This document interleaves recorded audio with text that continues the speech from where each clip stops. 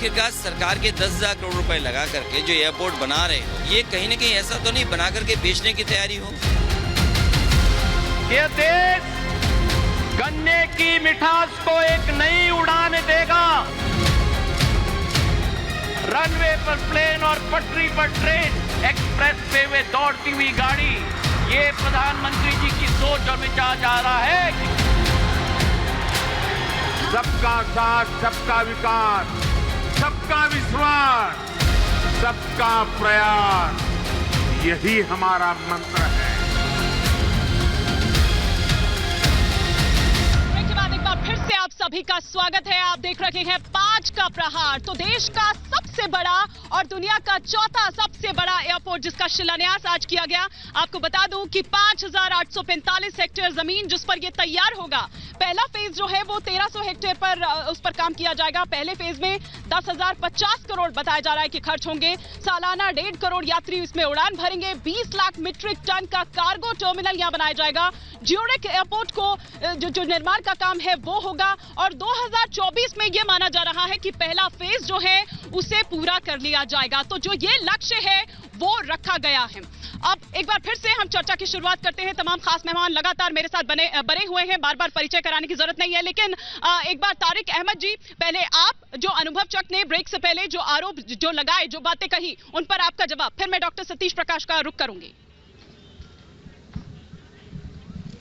देखिए मैडम, इन्होंने जो बात कही है मैं उससे एग्री नहीं करता हूं। अगर इनको इतना ही जनता की फिक्र थी तो ये बड़े आराम से उस काम को 2019 में कंप्लीट कर सकते थे, लेकिन फालतू की बातें ज्यादा करते हैं। जी चलिए, तारिक अहमद जी से मैं दोबारा संपर्क करूंगी, लेकिन डॉक्टर सतीश प्रकाश, आपका जवाब, जो अनुभव चक ने जो तमाम बातें कही, आरोप लगाए। नहीं, देखिए हिमानी जी, हमारी आपत्ति इस बात को लेकर के, चक साहब ने ये कहा कि अगर बहुजन समाज पार्टी ने दलित महापुरुषों के अगर स्मारक बनाए तो उनको ये खंडर बताते हैं, उनको ये पत्थर बताते हैं। यही बीजेपी जब सत्ता में आती है तो स्मारक बनाने के नाम पर गुजरात में 3,000 करोड़ रुपए की एक तस्वीर लगाती है। और बहुजन समाज पार्टी ने जहां इस देश के शिल्पकारों को बुला करके बाकायदा भारतीय शिल्प कला को बढ़ावा दिया। आपने तो तस्वीर भी चीन से जाके मंगवाई थी। और यही महाराष्ट्र की सरकार, बीजेपी की सरकार 3,500 करोड़ रुपए शिवाजी के स्मारक के ऊपर खर्च करती है। मेरा कहना यह है कि देखिए, विकास का मतलब ये कहीं ना कहीं एक सोच है और ये सोच का ही हम विरोध करते हैं। देखिए, इसी उत्तर प्रदेश में आप इस बात को मान लीजिए हिमानी जी, बहुजन समाज पार्टी की सरकार जब सतीश प्रकाश जी, दलित महापुरुषों ने, मायावती ने स्वयं जनता की गाड़ी कमाई के पैसों से अपनी मूर्ति लगाने का काम किया है। एक हाथी जो राजस्थान से आया है, 15,000 कीमत का हाथी था, उसको 5-5 लाख 15-15 लाख में खरीद कर जनता की गाड़ी कमाई को हाथी लगाने में खर्चा करा गया। और हाथी की हाथी उनकी पार्टी का चुनाव चिन्ह था। जनता भूली नहीं है। आरक्षण घोटाले की, बंटवारे की रकम को लेकर किस तरीके से 3 सीएमओ की हत्या लखनऊ में हो जाती है और मायावती के कान में जू तक नहीं रेंगता है। किस तरीके से जनता की गाड़ी कमाई से जो भ्रष्टाचार की जो रकम थी उसको बंदर बाट करने में मंत्रियों में बाबू सिंह कुशवाहा में और नसीमुद्दीन में मायावती में किस तरीके का झगड़ा होता था, जनता से वो छुपा नहीं हुआ है। दलित महापुरुषों की आड़ लेकर मायावती के कुकृत्यों को छिपाने और बचाने का प्रयास करने का प्रयास करते हैं, तो ये बहुत ही निंदनीय है। अगर तारिक अहमद जी मेरे साथ वापस जुड़ गए हैं तो तारिक अहमद जी अगर वापस मेरे पास जुड़ गए हैं तो तारिक अहमद लारी आपसे, चलिए तारिक अहमद नहीं जुड़े, लेकिन अनुभव चक, क्या आपको लग रहा है कि क्या इसके जरिए मैसेज देने की कोशिश हो रही है बीजेपी की ओर से कि सिर्फ वो धर्म ही नहीं, कर्म भी करती है, राम नाम ही नहीं लेती बल्कि विकास भी करती है? इसके जरिए क्या मैसेज आपको लग रहा है कि दिया गया है बीजेपी की ओर से? का प्रयास कतई नहीं करना चाहिए, किसी को भी नहीं करना चाहिए। ये चक साहब, मुझे आपकी आवाज नहीं आ रही। अनुभव चक, अनुभव चक, मैं आपसे ये समझना चाह रही हूँ कि एक मैसेज देने की यहाँ से कोशिश की गई है बीजेपी की ओर से, आपको क्या लग रहा है कि क्या वो मैसेज देने की कोशिश हुई है कि सिर्फ नाम ही नहीं बल्कि विकास भी करती है, सिर्फ धर्म ही नहीं कर्म भी करती है, वो जमीन पर दिखाई दे रखे हैं? देखिए हिमानी जी, जनता को जितना राजनीतिक लोग बेवकूफ समझते हैं, जनता वाकई में उससे कहीं गुना ज्यादा समझदार है। जनता सिर्फ कहने पे नहीं, जनता जो जमीनी रूप से कार्य हो रहा है उसको देखती रहती है और उसी के आधार पर आकलन करके चुनावों के दौरान वोट डालती है। जनता ने 2007 में बसपा पे विश्वास किया, लेकिन जब बसपा उसके पैमाने पर खड़ी नहीं उतरी तो 2012 में उसको बदल दिया। 2012 में इसी जनता ने समाजवादी पार्टी को सर आंखों पर बैठाकर पूर्ण बहुमत की सरकार बनाई, लेकिन समाजवादी पार्टी ने उसकी गाड़ी कमाई से और जो जिस तरीके से अपराधियों को, आतंकियों को पनाह देने का काम किया, जनता ने उसको भी उतार फेंका और भ्रष्टाचार मुक्त और गुंडा मुक्त सरकार देने के लिए उत्तर प्रदेश में योगी आदित्यनाथ के नेतृत्व में सरकार बनाई गई। वो तो जेवर का मुकाबला जिन्ना से कर रहे हैं, जिन्ना से कर रहे हैं, चिलम से कर रहे हैं, राम से कर रहे हैं, हनुमान से कर रहे हैं। इसीलिए मैंने आपसे ये सवाल किया था अनुभव चक जी। अनुभव चक जी, क्या जेवर का मुकाबला जिन्ना से होगा?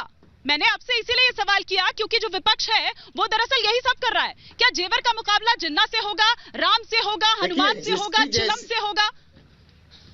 जिसकी जैसी सोच है, और ये विपक्ष की हताशा को दर्शाता है। विपक्ष बार बार मजबूर कर रहा है भारतीय जनता पार्टी को और उत्तर प्रदेश की सरकार को कि वो धार्मिक और जातीय मुद्दों पर चुनाव लड़ने, लेकिन भारतीय जनता पार्टी और योगी सरकार ठीक अनुभव जी, मेरे साथ तारिक अहमद लारी भी जुड़ चुके हैं। मैं चाहूंगी कि जरा एक बार उनको भी मैं वापस इस चर्चा में लेकर आऊं। तारिक अहमद जी, डिबेट में बैठकर तो आप बड़ी बड़ी बातें कर रहे हैं, लेकिन जब आप जमीन पर जाते हैं, जनता के बीच जाते हैं, तब तो आपको जिन्ना याद आते हैं, राम याद आते हैं, हनुमान याद आते हैं, चिलम याद आते हैं। जेवर का मुकाबला क्या आप जिन्ना, हनुमान, राम, चिलम इन सब से करेंगे क्या?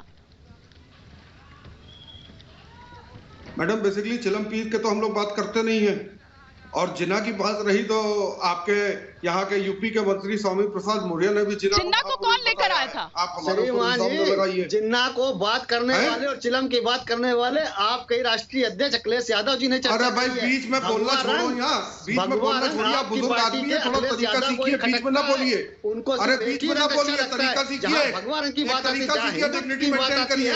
खटकने लगता है, आप को संतुष्ट करने के लिए बार-बार भगवा को टारगेट करते हैं।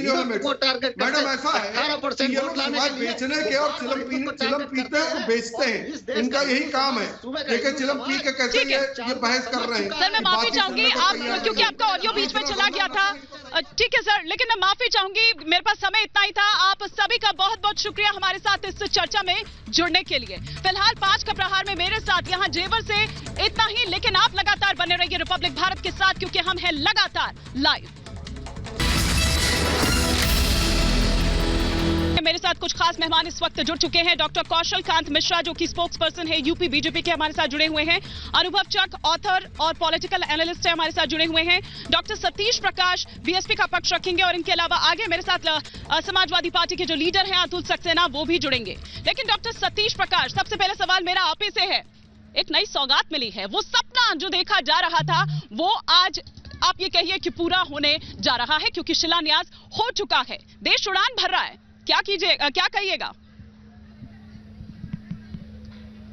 नहीं देखिए हिमानी जी, निश्चित रूप से अगर विकास के कार्य कहीं भी होते हैं उनका स्वागत होना चाहिए, और बहुजन समाज पार्टी इन सब चीजों का स्वागत करती है। लेकिन कुछ चीजें आपको हमको कहना पड़ेगा। देखिए विकास कौन कर रहा है, और विकास करने वाले की नीयत के आधार पर विकास के मानक तय होते हैं।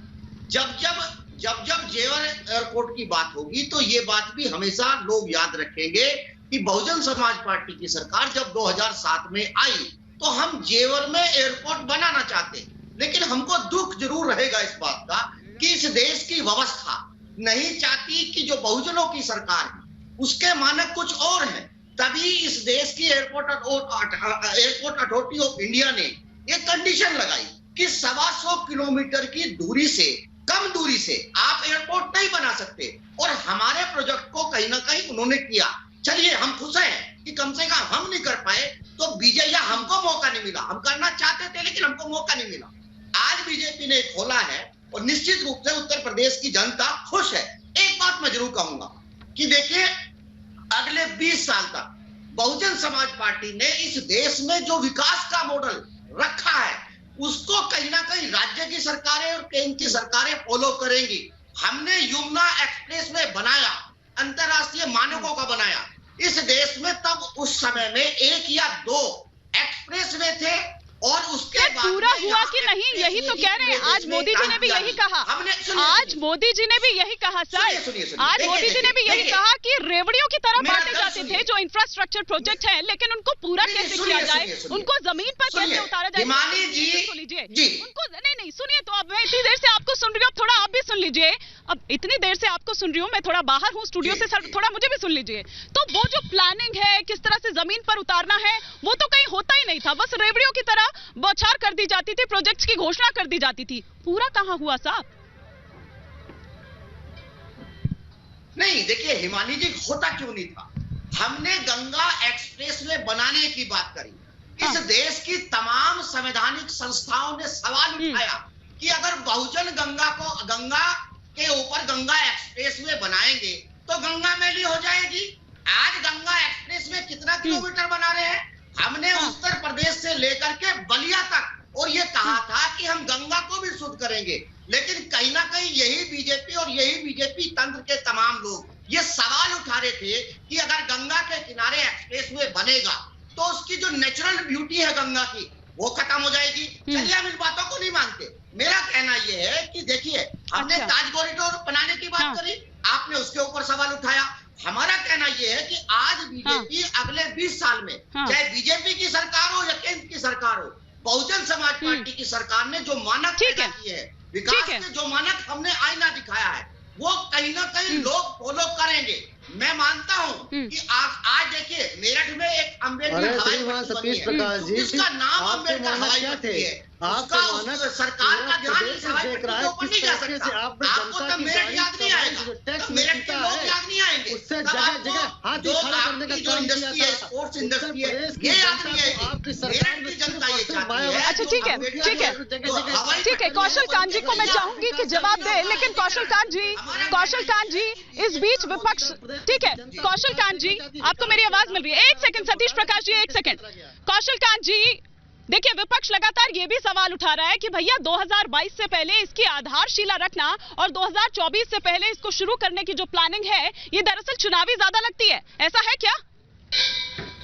हिमानी जी देखिए, जिस तरीके से अभी मुझे अच्छा लगा कि कम से कम बसपा के प्रवक्ता ने इस बात पे खुशी तो जाहिर की कि लोगों का भला होगा और बीजेपी के काम की तारीफ की, मैं इसके लिए उनका धन्यवाद करना चाहूंगा। और जहां तक रही कम ड्यूरेशन में, आप ये देखिए अभी तक जो भी इस तरह के प्रोजेक्ट होते हैं, आज ये सोचिए ये देश का एक सबसे बड़ा प्रोजेक्ट है। आज उत्तर प्रदेश में का जेवर एयरपोर्ट विश्व का 5वें नंबर का एयरपोर्ट बन रहा है, एशिया का नंबर 1 एयरपोर्ट बन रहा है, देश का नंबर 1 एयरपोर्ट बना है, और उसको अगर 2 साल में खत्म किया जा रहा है तो इसको राजनीतिक दृष्टि से न देखते हुए मुझे लगता है कि इसको एक अच्छी नजर से देखना चाहिए कि हमारे देश में इतना बड़ा काम हो रहा है और हमारे प्रदेश में इतना बड़ा काम हो रहा है। उत्तर प्रदेश ने जिस तरह से माननीय मुख्यमंत्री जी के लीडरशिप में जिस तरीके से काम किया है, उस तरीके से एयरपोर्ट को अगर देखा जाए तो ये सोचिए कि 1.25 करोड़ लोगों को 1 साल में इसकी सहायता में हेल्प मिलेगी, उनको यात्रा का मौका मिलेगा। आप ये सोचिए कि अभी इस समय ये इसमें 5 रनवे है और जो कि 3 और ठीक है कौशल कांत जी, मैं आपके पास लौटूंगी। मैं चाह रही थी कि समाजवादी पार्टी का भी एक रिएक्शन ले लेती, क्योंकि जिस तरह से अखिलेश यादव का रिएक्शन आया था, लेकिन ठीक है तारिक अहमद लारी भी मेरे साथ जुड़ चुके हैं। तारिक अहमद लारी जी, एक बार फिर से हिट विकेट हो गए हैं आप उसी पिच पर जिस पिच पर आप खेल रहे हैं। क्या प्लेन क्रैश हो गया है क्या जेवर एयरपोर्ट के नाम पर? नहीं, कोई प्लेन क्रैश नहीं हुआ है भाई। ये काफी समय से इस पे अड़ंगा अड़ाए हुए थे, और मैं पूछता हूं कि आखिर एन वक्त पे आप कर रहे हैं, चलिए करा आपने, जनता का फायदा होगा, लेकिन आप ये जवाब दीजिए कि 2014 से आपकी सरकार है और आज 2021 में आप जाके वो कर रहे हो, 2017 से यूपी में आपकी सरकार है, तब आपने क्यों नहीं किया? 2017 में आपने क्यों नहीं इसका सिर्फ शिलान्यास किया? एंड चुनाव के वक्त कर रहे हैं तो चुनावी स्टंट तो है ही है ये, लेकिन जनता को इससे फायदा होगा, बिल्कुल जनता को इसका टोटल फायदा मिलेगा। पूछा था ये अभी मिलेगा। आप थोड़ा देरी से जुड़े, एक्चुअली आप थोड़ा देरी से जुड़े तारिक अहमद जी। हाँ बिल्कुल, आप अपनी बात रखिए। यही सवाल मैंने उनसे किया था कि क्या चुनावी ज्यादा है क्या? ये आपका सवाल पूछ चुकी हूँ मैं, आप निश्चिंत रहिए, अपनी बात कहिए। जी क्या कह रही हैं आप? मैम आपने क्या कहा फिर से? मैंने कहा आप जो सवाल कह रहे हैं कि क्या ये चुनावी है, आज से पहले क्यों नहीं किया, ये सवाल अभी जस्ट मैंने कौशल कांत जी से किया है। जी जी जी तारिक अहमद। हाँ आवाज कट गई मैम, आपकी आवाज कट गई थी। हेलो तारिक अहमद जी, जो सवाल आप कर रहे हैं वो सवाल अभी मैंने कौशल कांत जी से किया, लेकिन मैं आपसे ये कह रही हूँ कि आप लोग क्यों नहीं कर पाए। क्या आपको मेरी आवाज आ रही है? जो आप क्रेडिट लेने की एक होड़ मच गई है, चाहे पूर्वांचल एक्सप्रेसवे की बात करें, चाहे हम इसकी बात करें कि योगी जी सिर्फ फीता काटने का काम कर रहे हैं, तो साहब आपने क्यों नहीं काटा? आपने क्यों नहीं किया उसको पूरा? सिर्फ घोषणा करके क्यों छोड़ दिया? नहीं बता रहे हैं उसमें आप जेवर एयरपोर्ट की बात कर रही हैं। जेवर एयरपोर्ट पे कांग्रेस ने अवंगा उड़ाया था, कांग्रेस के बाद इनकी सरकार आई। अगर ये जनता का इतना भला चाहते थे तो इनको आके समाजवादी की सरकार का जो समर्थन करना चाहिए था और जेवर एयरपोर्ट का काम चालू करना चाहिए था, लेकिन इन्होंने वो भी काम नहीं किया। इन्होंने 2017 में जब इनकी सरकार आ गई तब भी इन्होंने उस पर शुरुआत नहीं की। ये एंड मोमेंट पे शुरुआत कर रहे हैं। जैसे इन्होंने कहा था कि हम बच्चों को लैपटॉप देंगे हमारी सरकार बनी तो 4.5 साल के बाद ये लैपटॉप देना चालू कर रहे हैं। आज अब ये लैपटॉप और इंटरनेट सुविधा की बात कर रहे हैं और दे रहे हैं, तो ये मामला है कि ये चुनावी स्टंट में ही गिना जाएगा। क्यों नहीं इसको 2017 से पहले, 2017 से लेकर अभी तक इन्होंने कंप्लीट किया? 2 साल में कंप्लीट करने की बात कर रहे थे, तो 2019 में कंप्लीट होता तो जनता को बहुत फायदा मिलता। 17 से पहले लेकिन ये जनता के फायदे के लिए नहीं, अपने चुनावी स्टंट के लिए काम करते हैं। 9 वर्किंग 2017 से पहले आज ये समझिए उत्तर प्रदेश में 9 एयरपोर्ट फंक्शनिंग हो चुके हैं, 10 एयरपोर्ट अंडर कंस्ट्रक्शन चल रहे हैं। उद्घाटन का मतलब ये नहीं है कि आज से इसकी आधारशिला रखी गई है। उद्घाटन का मतलब इसका सारा काम पूरा किया गया है, अधिग्रहण पूरा किया गया है, कानूनी दांव पे से इसको निकाला गया है।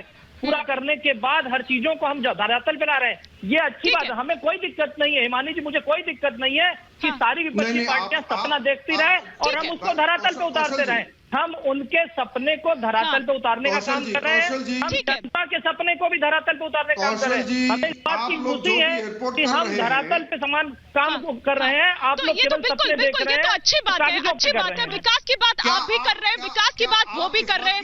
विकास होना चाहिए अल्टीमेटली, इन द एंड विकास होना चाहिए, चाहे आप करें चाहे वो करे। लोग तो किसी भी सूरत में उसमें खुश ही होंगे ना। आप खुशहाली अगर आ रही है तो ठीक है। मैं अनुभव चक का भी रिएक्शन लेना चाहूंगी, लेकिन उससे पहले समाजवादी पार्टी के अध्यक्ष अखिलेश यादव ने दरअसल क्या कहा इसके बाद जरा ये भी आपको सुनवाते हैं। भी एयरलाइंस जो चल रही हैं वो घाटे में हैं।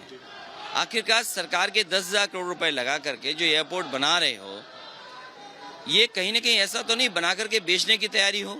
कुशीनगर का बजट सरकार के बजट से बना था, वो बनकर के तैयार हो गया है। क्या ये नहीं बेचा जाएगा? लखनऊ का एक एयरपोर्ट सरकार के संसाधन का था, सरकार ने बनाया था, आज वो सरकार का नहीं है। तो ये भारतीय जनता पार्टी के लोग हो सकता है शिलान्यास इसलिए कर रहे हो कि कल इसको बेचना ना पड़े। ठीक है।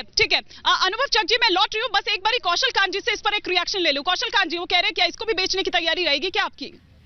Quick reaction. देखिए, जिस तरीके से प्राइवेटाइजेशन का विरोध ये करने की कोशिश कर, मैं ये नहीं कह रहा हूं कि बेचने के लिए बनाया जा रहा है, देश की जनता के लिए बनाया जा रहा है। लेकिन अगर चीजों को प्राइवेटाइज किया जाता है तो सरकार जनता की बेहतरी के लिए किया जाता है। इसका ये मतलब बिल्कुल नहीं लेना चाहिए कि मैं प्राइवेटाइजेशन कराने की बात कर रहा हूँ। मैं ये कह रहा हूँ कि देश में प्राइवेटाइजेशन लाने वाली सरकार पिछली थी, और प्राइवेटाइजेशन आज एक बहुत इंपॉर्टेंट मूलभूत ढांचा है। आप ये समझिए कि हेल्थ इंफ्रास्ट्रक्चर का 90% प्राइवेट पे चलता है। आज कोरोना को जो हम हरा पाए हैं वो हम प्राइवेट की वजह से ही हरा पाए हैं। तो प्राइवेट की बात नहीं, बात यह कि जनता की भलाई होनी चाहिए, जनता को सुख मिलना चाहिए, जनता के दुखों को कम करना चाहिए, जनता की भलाई होनी चाहिए, विकास होता रहना चाहिए, चाहे आप करें चाहे वो करे। ठीक है, मेरे ख्याल से तारिक अहमद लारी को भी और अखिलेश यादव को भी जवाब मिल गया होगा। लेकिन अनुभव चक जी, जिस तरह से ये कहा जा रहा है विपक्ष की ओर से कि दरअसल ये चुनावी ज्यादा है, और ये कहा जा रहा था कि किसान आंदोलन के बाद जाटलैंड में और वेस्टर्न यूपी में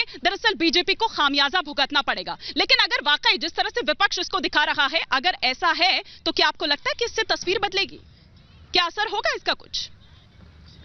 देखिए हिमानी जी, विपक्ष क्या कहता है वो, क्योंकि राजनीतिक पार्टियां उनका काम कुछ ना कुछ कहना ही है। जनता को जो सबसे ज्यादा प्रभावित करती है वो सरकार के द्वारा किया जा रहा विकास, सरकार की नीतियां हैं और जनता उस पर बारीकी से नजर भी रखती है।